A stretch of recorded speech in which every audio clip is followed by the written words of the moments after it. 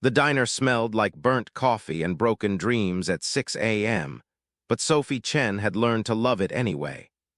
At 23, she'd been working at Rosie's diner for 3 years, long enough to know every regular's order, every quirk of the temperamental espresso machine, every creaky floorboard that announced approaching customers. Long enough to perfect the art of being invisible. Sophie had always been shy, the kind of painful shyness that made ordering food feel like public speaking, that turned casual conversations into anxiety spirals. Working as a waitress should have been torture. Instead, she'd found it strangely liberating. There were scripts for interactions, predictable patterns. She could hide behind professionalism, behind the mint green uniform and the careful smile. "Table 4 needs a refill," Rosie called from the kitchen, her gravelly voice carrying over the sizzle of bacon. "And honey, you need to speak up more. Can barely hear you when you take orders." Sophie nodded, grabbing the coffee pot, her cheeks flushing. Even after 3 years, Rosie still thought she could fix Sophie's shyness through sheer force of will. She moved through the morning rush on autopilot, coffee here, eggs over easy there, the occasional smile that didn't quite reach her eyes. It wasn't a bad life. It was safe, predictable. Then the boy walked in, and everything changed. He was maybe 7 or 8, dressed in clothes that were too expensive for this neighborhood, pressed khaki pants, a navy sweater that probably cost more than Sophie's rent. Dark hair, serious eyes, and something about the way he moved, careful, watching, that made Sophie's protective instincts flare. He slid into a booth by the window, small hands folded on the table, looking lost. Sophie approached with her order pad and practiced smile. "Hi there, where are your parents?" The boy opened his mouth, but no sound came out. His face flushed with frustration, and he pointed to his throat, shaking his head. Understanding dawned. Sophie's heart clenched with recognition. She knew what it felt like to struggle with words, even if her silence was choice rather than necessity. She pulled out her order pad, wrote quickly, "Are you alone? Do you need help?" The boy's eyes lit up. He grabbed her pen, not asking, just taking, and wrote in careful block letters, "I ran away. They were fighting. I don't know where I am." Sophie glanced around the diner. No frantic parents searching for a lost child. No one paying attention to the well-dressed boy who clearly didn't belong in this working-class neighborhood. She wrote, "Are you hungry?" The boy nodded vigorously. "Okay, I'll get you breakfast. Then we'll figure out how to get you home safely." She brought him pancakes, bacon, orange juice. The kind of breakfast her own father used to make before the accident, before everything fell apart. The boy ate like he was starving, though his expensive clothes suggested hunger wasn't his usual problem. Sophie kept checking on him between other tables, communicating through written notes when Rosie wasn't watching. His name was Anthony. He was 8. His father was busy, and his mother was sad. He'd run away after a really loud fight that morning, walked until he got lost, and ended up here. "Do you have a phone number I can call?" Sophie wrote. Anthony hesitated, then wrote a number, but his expression was conflicted, almost fearful. "Are you safe at home?" Sophie wrote, her hand shaking slightly. "Does someone hurt you?" Anthony shook his head quickly, then wrote, "No one hurts me, they just forget I'm there." The words punched Sophie in the chest. She knew that feeling, being present but invisible, watching life happen around you without feeling part of it. "Sophie," Rosie's voice cut through her thoughts, "stop bothering the customers and help with the lunch prep." "Sorry," Sophie whispered, but she squeezed Anthony's shoulder gently before retreating to the kitchen. She was chopping vegetables when the bell over the door chimed with unusual force. The diner's ambient noise, chatter, clattering dishes, Rosie's radio, cut off like someone had hit mute. Sophie peeked through the serving window and froze. 3 men had entered, and they commanded attention in a way that made Sophie's instincts scream danger. 2 were clearly muscle, broad-shouldered, alert, hands positioned near concealed weapons. But it was the 3rd man who made her breath catch. Tall, maybe late 30s, wearing a black suit that probably cost more than Sophie's car. Dark hair, sharp features, eyes that swept the diner with predatory intensity.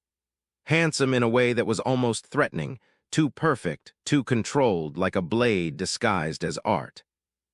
And he was looking directly at Anthony. "Papa," Anthony's mouth formed the word, though no sound emerged. He scrambled out of the booth, running toward the man with the kind of desperate relief that said this was someone he loved, someone he'd been terrified he'd lost. The man, Anthony's father, dropped to one knee, catching the boy in a fierce embrace. For a moment his controlled expression cracked, revealing something raw and terrified beneath. He pulled back, hands framing Anthony's face, checking for injuries with a thoroughness that spoke of genuine fear. Then his eyes found Sophie, still standing in the kitchen doorway, and the temperature in the diner dropped 20 degrees. He said something to one of his men, who nodded and moved towards Sophie. She backed up instinctively, heart hammering. "Miss," the man's voice was polite but firm. "Mr. DeLuca would like to speak with you." DeLuca?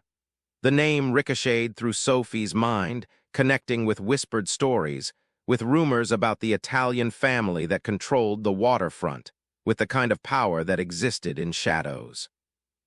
I need to work," Sophie stammered, hating how her voice shook. "It wasn't a request." Rosie appeared beside Sophie, her weathered face set in protective lines. "She's not going anywhere with you goons. You want to talk to my waitress, you do it here where I can see." The bodyguard looked ready to argue, but Anthony's father, Mr. DeLuca, appeared behind him, carrying Anthony in one arm like the boy weighed nothing. "That won't be necessary, Marco." His voice was cultured, accented, carrying authority that didn't need volume. He fixed his gaze on Sophie. "You helped my son. I'd like to thank you properly." "She was just doing her job," Rosie said before Sophie could respond. "Fed a hungry kid like any decent person would." "She did more than that." DeLuca's eyes never left Sophie's face, and she felt pinned by that stare, examined and catalogued. "She communicated with him, made him feel understood. That's rare, that's valuable." He pulled out a wallet, leather, expensive, and extracted several $100 bills, placing them on the counter. "For the meal and her time." "That's too much," Sophie whispered.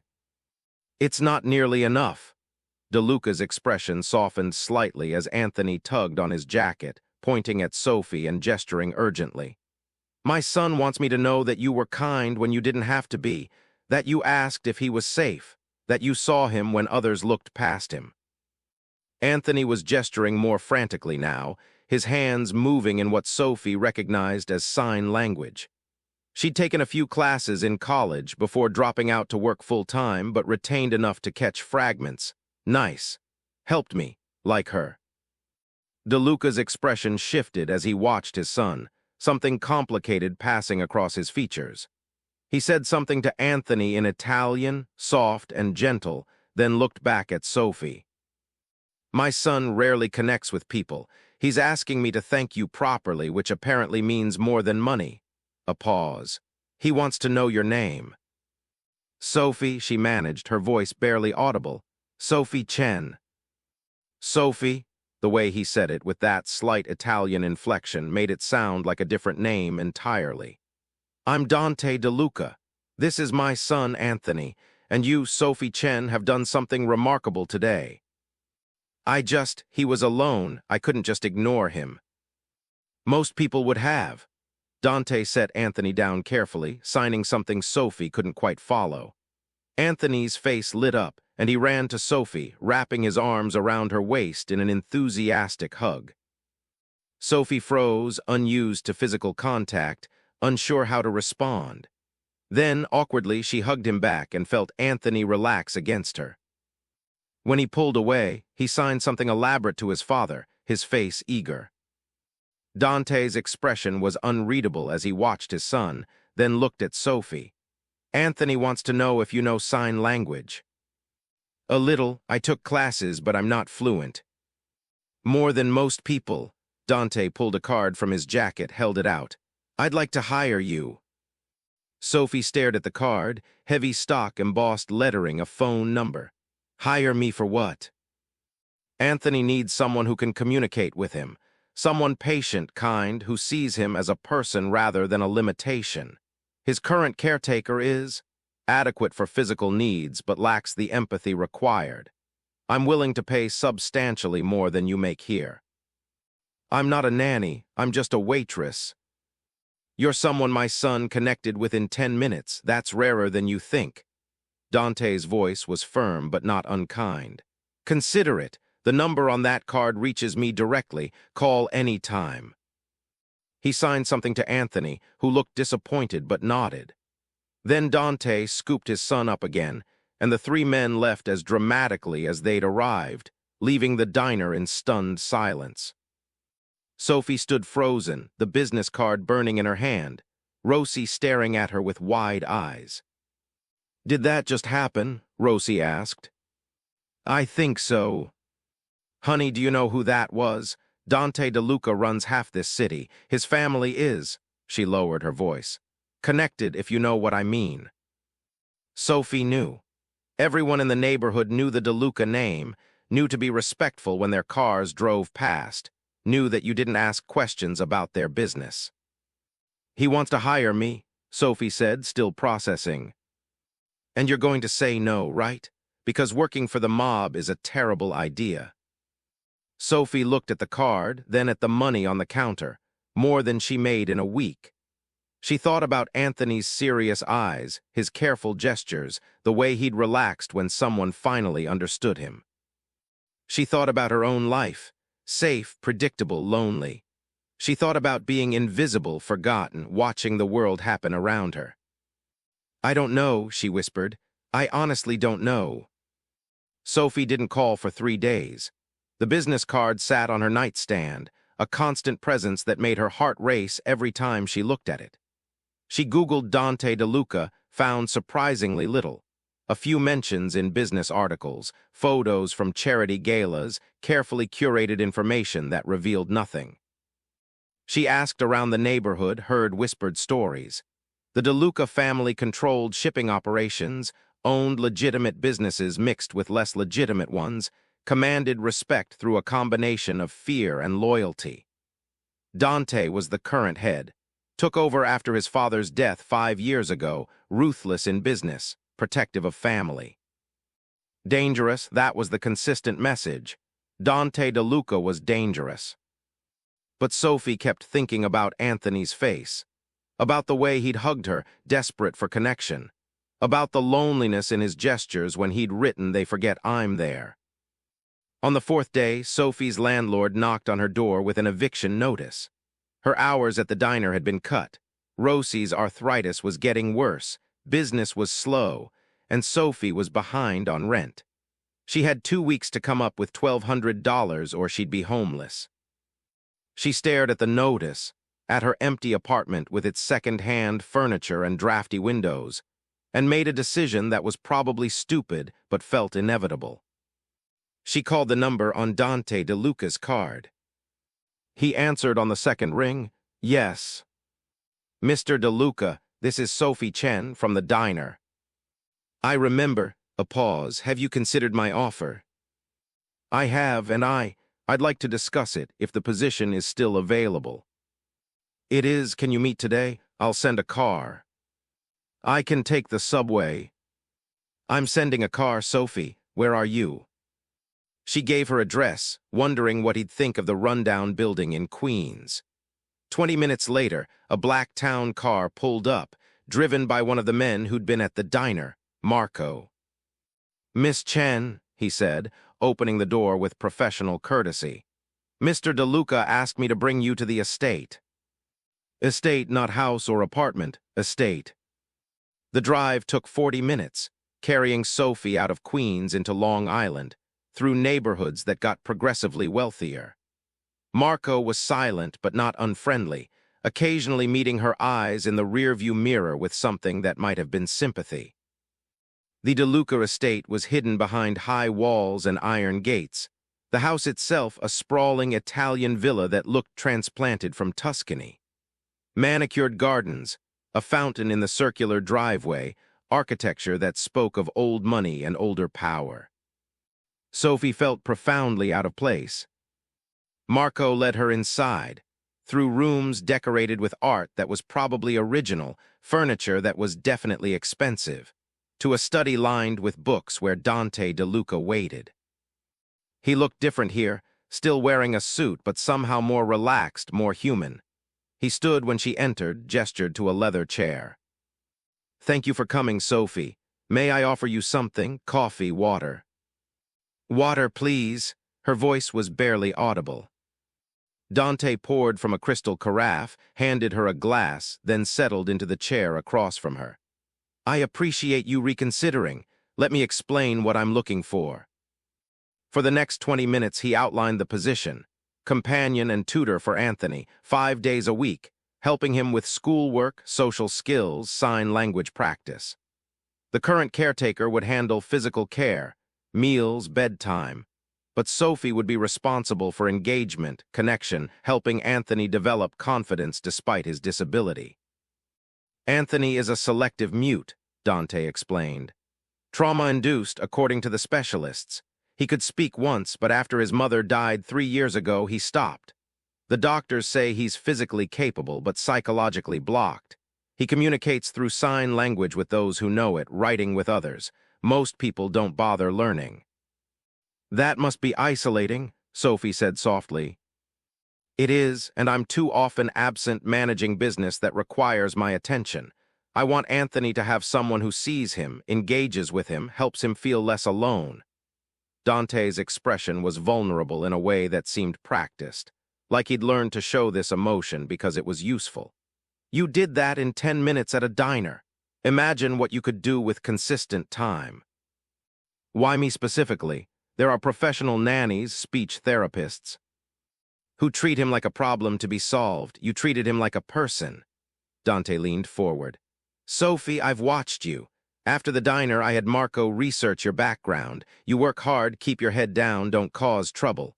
You're invisible to most people. You understand what it feels like to be overlooked."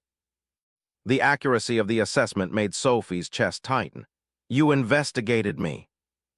"I investigate everyone who comes near my son. It's not personal, it's necessary."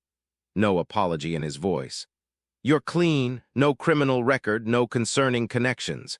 You dropped out of college to support your family after your father's accident. You're responsible, careful, exactly the kind of person I need around Anthony." Sophie set down her water glass, her hands shaking. "And if I say no?" "Then you say no, I won't force you. But Sophie," his voice dropped, became almost gentle, "I'm offering you $60,000 a year, benefits, paid vacation, a life that's significantly more stable than what you have now. I know about the eviction notice. I know you're struggling. This job solves those problems." "You really did investigate me." "I told you I protect my son. That means knowing everything about people in his life." Dante stood, moved to the window overlooking the gardens where Sophie could see Anthony playing with a large dog, his laughter silent but his joy evident. "He likes you. That's rare and precious. Don't dismiss it because you're afraid of me." "Should I be afraid of you?" Dante turned and his smile was sharp. "Probably. I'm not a good man, Sophie. I do things that would horrify you if you knew the details, but I keep my family safe, I honor my agreements, and I protect the people under my care.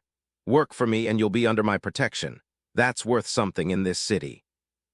Sophie looked at Anthony through the window, then at Dante, at this dangerous man who loved his son enough to hire a shy waitress because she'd been kind. "Okay," she heard herself say. "I'll try it, but if it's not working, if Anthony doesn't want me here, then we part ways amicably. I'm not a monster despite what you've heard." Dante extended his hand. "Do we have an agreement?" Sophie took his hand, his grip warm and firm, and felt her life pivot in a direction she couldn't predict. "We have an agreement." The first 2 weeks were harder than Sophie expected. Anthony was thrilled to have her there, but integrating into the De Luca household was like learning a foreign language. The estate ran on precise schedules maintained by a staff of housekeepers, cooks, security personnel who watched everything with sharp eyes. The current caretaker, Mrs. Phillips, viewed Sophie with barely concealed resentment. "The boy doesn't need a friend," Mrs. Phillips sniffed. "He needs structure and discipline."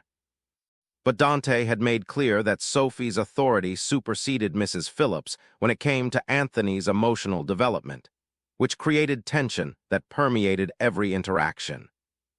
Sophie and Anthony communicated through a mixture of sign language, which Sophie was frantically studying every night, writing and improvised gestures.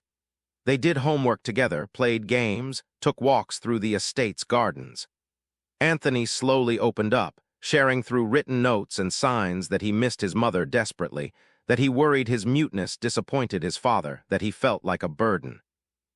"You're not a burden," Sophie signed slowly, hoping she got it right. "You're wonderful exactly as you are." Anthony's eyes filled with tears, and he hugged her with the fierce desperation of a child who'd been starved for understanding. Dante watched these interactions from a distance, always working, always on his phone, but his eyes tracking Anthony's laughter, Sophie's patient explanations, the visible relaxation in his son's shoulders. "You're good with him?" Dante said one evening, finding Sophie in the library after Anthony had gone to bed. "In 3 weeks, you've accomplished what 2 years of therapists couldn't. He's happier, more confident." He just needed someone to listen. Sophie closed the sign language textbook she'd been studying. "Most people don't bother. Most people don't have your patience." Dante poured himself a drink, whiskey neat. "Tell me about yourself, Sophie Chen. Beyond what my investigators found, what do you want from life?" The question surprised her. No one asked what she wanted. They assumed she had no ambitions beyond survival. "I wanted to be a teacher," she admitted quietly. "Special education, working with kids who struggle to communicate. But after my father's accident, the medical bills, college became impossible. So I worked, survived, forgot about wanting anything else. And now I'm teaching Anthony, so maybe I got what I wanted, just differently than I expected." She looked up at Dante, this dangerous man who was surprisingly easy to talk to when he wasn't in business mode. "What about you? What did you want before this?" She gestured vaguely at the estate, the empire, the life he led. Dante's smile was bitter. "I wanted to be an architect, design buildings, create beauty. But my father died, the family needed someone to take over, and you don't say no to that kind of responsibility. So I built an empire instead of buildings. Not what I wanted, but what was necessary." "Do you regret it?" "Every day and never." He took a drink. "That's the thing about duty, Sophie. It's both a burden and a purpose. I hate the work, but I'm good at it. And it gives Anthony security, safety, a future. That's worth the sacrifice." They talked for another hour, about Anthony, about the challenges of single parenting, about the weight of responsibility. Dante was different here, away from business, talking about his son. Softer, more human. More dangerous in a different way, because Sophie felt herself drawn to that vulnerability. 3 months into her employment, everything changed on a Tuesday.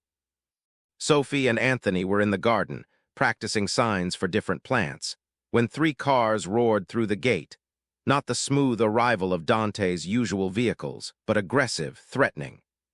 Men emerged with guns drawn, and suddenly Marco and the other security personnel were moving, shouting, creating a human shield around Sophie and Anthony. "Inside, now!" Marco grabbed Sophie's arm, practically dragging her and Anthony toward the house. Gunfire erupted.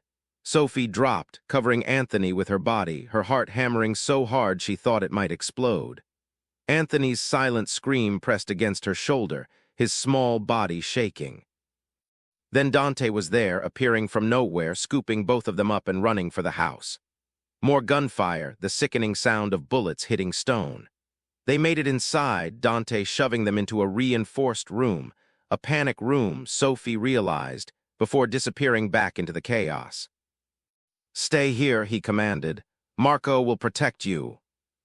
The door sealed, and Sophie was left with Anthony clutching her and Marco standing guard, weapon drawn, face professionally blank while outside the sounds of violence continued. "What's happening?" Sophie's voice shook. "Territory dispute, someone trying to send a message to Mr. DeLuca." Marco's voice was calm, like this was routine. "They won't breach the house, we're secure here." Anthony was sobbing silently, his whole body shaking. Sophie held him, signing reassurances she didn't feel, telling him they were safe, his father was safe, everything would be okay. 20 minutes later, the door opened. Dante stood there, his suit jacket gone, blood on his shirt that Sophie desperately hoped wasn't his. His eyes went immediately to Anthony, then to Sophie. "You're both safe." "Yes," Sophie managed. "Are you hurt?" "Not my blood, Marco, report." While Marco explained what had happened, a rival family making a move, 3 attackers dead, 2 captured, threat neutralized, Dante knelt in front of Anthony. "I'm okay," he signed. "You're safe, Sophie kept you safe." Anthony launched himself at his father, and Dante held him while signing one-handed, his face pressed to his son's hair. Then his eyes found Sophie's over Anthony's head. "Thank you," he mouthed, "for protecting him." Later, after Anthony had finally been coaxed to sleep, Sophie found Dante in his study. A fresh shirt on, the blood cleaned away but exhaustion evident in every line of his body. "I can't do this," Sophie said without preamble. Dante looked up unsurprised. "I understand. I'll arrange payment through." "I can't watch Anthony live in a world where people shoot at him to send messages to his father. I can't pretend that's normal or acceptable." Sophie's voice was shaking but determined. "So either you tell me the truth, all of it, what you really do, what the dangers actually are, or I'm leaving, because I care about that boy too much to stay ignorant." Dante studied her for a long moment. Then he gestured to the chair across from him. "Sit," he said, "and I'll tell you everything." Part 4, 6 months later. The wedding was small, just family and close friends in the estate's garden on a perfect spring morning. Sophie wore a simple cream dress, carried wildflowers, and couldn't stop smiling as Dante slipped the ring on her finger. Anthony stood beside them, his proud grin visible as he signed. "Finally, took you forever." The past 6 months had been a whirlwind. After the attack, after Dante had explained the reality of his world, the legitimate businesses mixed with less legal operations, the constant balancing act between power and danger, the enemies that required eternal vigilance, Sophie had made an impossible choice. She'd stayed. Not because the money was good, though it was. Not because she was naive about the danger. After that conversation, she understood exactly what Dante's world entailed. She'd stayed because Anthony needed her, and because she'd fallen in love with a man who carried darkness but fought daily to keep it from touching his son. Dante had fought against their growing closeness at first. "I'm not good for you," he'd insisted. "I'll only bring danger to your life." "My life was safe and empty before you," Sophie had countered. "Now it's complicated and full. I'll take complicated." They'd fallen into each other slowly. Conversations that stretched past midnight, touches that lingered, the moment when protecting Anthony had shifted into something more personal and terrifying. "I love you," Dante had said one night, his voice rough with fear. "And that terrifies me because everyone I love ends up hurt." "Then we'll be hurt together," Sophie had replied. "But we'll also be happy together, that's worth the risk." Now, 6 months later, Sophie Chen, shy waitress from Queens who'd once been too afraid to make eye contact, was marrying Dante DeLuca, taking on his world, his son, his dangerous legacy. "Do you take this man to be your husband?" the officiant asked. Sophie looked at Dante, this complicated, dangerous, surprisingly gentle man who'd given her purpose and family and love, and didn't hesitate. "I do." "And do you take this woman to be your wife?" Dante's eyes never left hers. "I do, semper always." They kissed while Anthony cheered silently. The assembled family applauded. and the security perimeter stayed sharp because even on wedding days, danger never truly slept.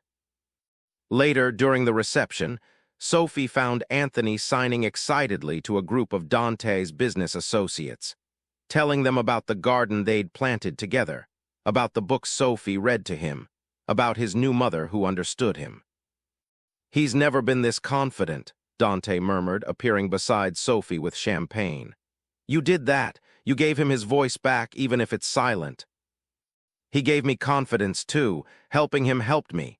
Sophie leaned against her husband. Husband, the word still felt surreal. "Thank you for taking a chance on a shy waitress. Thank you for taking a chance on a dangerous man and his traumatized son." Dante kissed her temple. "Best decision I ever made, picking up a random woman in a diner." "You didn't pick me up, you hired me." "I fell for you the first week. Hiring you was just an excuse." His smile was soft, genuine. "You made us whole again, Sophie, Anthony, and me. We were broken, and you put us back together." "You were never broken, just lonely." Sophie turned to face him fully. "And now none of us are lonely anymore." They danced while the sun set over the estate, while Anthony showed his new grandparents, Dante's elderly mother, Sophie's recovered father, pictures of their garden, while the family that had seemed impossible 6 months ago celebrated a wedding that never should have happened. A shy waitress and a mafia boss. A mute boy and his new mother who spoke his language. A family built from trauma and connection, from risk and love, from the moment Sophie had decided to help a lost child and found herself instead. "I love you," Dante whispered against her hair. "I love you too," Sophie whispered back. And Anthony, watching them dance, signed to his grandmother with a proud grin. "I found her first. I knew she was perfect." And he had.